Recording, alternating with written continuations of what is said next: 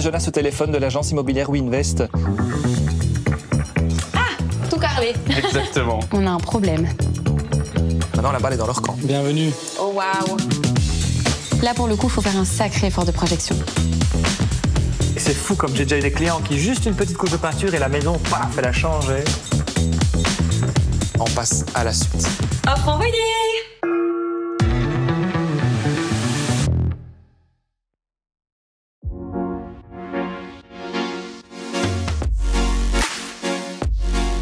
Ça fait environ une semaine que le bien est mis en vente. On n'a pour l'instant pas encore de retour, pas d'offre, pas de visite. Je décide donc d'organiser un rapport d'activité. Un rapport d'activité permet de montrer aux propriétaires tout ce qui a été mis en place depuis le début de la mise en vente, de leur présenter le résultat obtenu. Ici, en l'occurrence, il n'y en a pas, vu qu'on n'a pas eu de retour concret. Et donc, je ne sais pas comment je vais leur faire passer la pilule, mais il faut réagir. D'habitude, le rapport d'activité, je l'organise à l'agence où on se voit tous ensemble pour présenter et voir les clients en direct. Dans ce cas de figure-ci, c'est plus difficile vu l'urgence du dossier et surtout la difficulté d'avoir les agendas des deux propriétaires. Et donc, je décide tout simplement de téléphoner et de prendre l'action directement.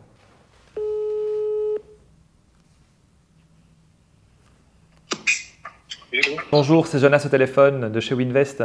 J'appréhende un petit peu ce coup de fil parce que c'est jamais un coup de fil qui est agréable parce qu'ici je dois annoncer le fait que ça ne bouge pas. Il est fort possible qu'on décide ensemble de baisser le prix de vente.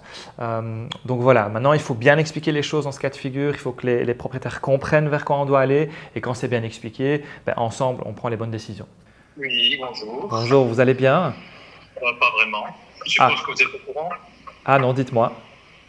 Ça y est, j'ai eu la notification du huissier. D'accord. Et donc concrètement, ça veut dire quoi? Qu'ils bloquent tout ou qu'ils vont venir? Concrètement, en théorie, ça veut dire que maintenant la maison n'appartient plus. Et donc ça veut dire que nous, on ne peut plus continuer la vente? À ma connaissance, je dirais qu'il vaut mieux téléphoner au notaire pour être sûr parce que… Ouais. Parce que clairement, c'était pour ça que moi je vous contactais ici aujourd'hui pour faire bouger les choses. Parce que vous avez bien vu qu'ici, avec cette première phase, on n'a pas eu de retour du tout. Oui. Voilà, et donc c'était d'essayer de voir avec vous. Alors, vous êtes le premier que j'appelle, hein, je n'ai pas encore eu Martine, mais oui, de changer clairement la formule et d'être beaucoup plus agressif parce qu'on n'a pas le choix. C'est ça que j'ai dit, mais avant de lancer l'agressivité, vérifier si c'est bon pour la peine parce que c'est ça. Moi j'ai pris hier le papier. Ah, c'est hier en plus. Ouais. Ce que je vais faire, alors je vais vérifier. Alors, donc vous pensez que votre notaire a reçu le document aussi? Alors, théoriquement, je ne sais pas si lui il l'a reçu, mais moi je l'ai reçu et Martine devait le recevoir aujourd'hui normalement. Parce que si on avait même encore une semaine, 10 jours, il y a encore des choses vraiment, je vous dis, pour être plus agressif. Mais je vais d'abord peut-être contacter votre notaire pour voir ce qu'il en est à ce niveau-là, quoi. Parce que si lui clairement nous dit c'est trop tard, voilà. On se tient au courant. Ok. Super, merci à vous, bonne journée. Également. Au revoir. Pas des bonnes nouvelles, hein, clairement. Je ne m'y attendais pas parce qu'il a reçu le courrier hier comme quoi l'huissier a officialisé la transaction. Donc là, je dois clairement vérifier avec le notaire de voir ce qu'on peut faire ou ne plus faire. Bonjour madame, c'est Jonas de Van der Linden de l'agence immobilière WeInvest.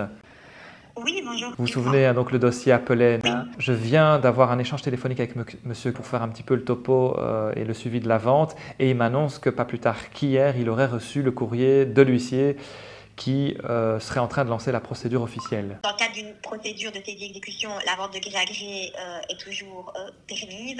Elle doit juste faire l'objet d'une autorisation. Il faut expliquer, il faut que le notaire qui a été donc désigné explique au tribunal les raisons pour lesquelles, selon lui, c'est mieux de passer donc par une vente de gré à gré et non pas par une vente publique. Maintenant, sachant que le bien a été mis en vente via l'étude pendant X mois, que vous n'avez rien, pas une seule demande, à mon avis, on ne va pas rester sur de la procédure de gré à gré. Je pense qu'on va partir sur une vente publique où la compétence est donnée exclusivement, donc du coup dans ce cas-là au notaire, on va partir sur une vente visite avec cahier des charges. Oui, c'est ça. Maintenant, oui, comme l'agent immobilier me disait que c'était jusqu'à la finalisation de la procédure. Maintenant, qu'est-ce qu'il attend sur la finalisation, je ne sais pas. Dès qu'il m'envoie le document, je vous l'enverrai par email. Et alors, si vous savez me revenir avec votre avis et de dire attention, ça sert encore à quelque chose ou pas, ou est-ce qu'on peut entreprendre les nouvelles démarches ou pas. Oui, je vous tiens au courant. Ah bah parfait, on fait comme ça alors. Je vous tiens au courant dès que j'ai son retour. Ça va? Ça va, Merci super. beaucoup en tout Merci cas. Hein. beaucoup. Bonne journée, au revoir. Bon après-midi, au revoir. Également, au revoir. J'attends d'en savoir plus, de recevoir tous les documents et de voir comment je peux réagir. Si vous vous retrouvez dans la même situation avec un bien qui ne se vend pas, nous avons rédigé un article de blog qui permet de vous expliquer comment réagir face à cette situation, donc n'hésitez pas à le consulter.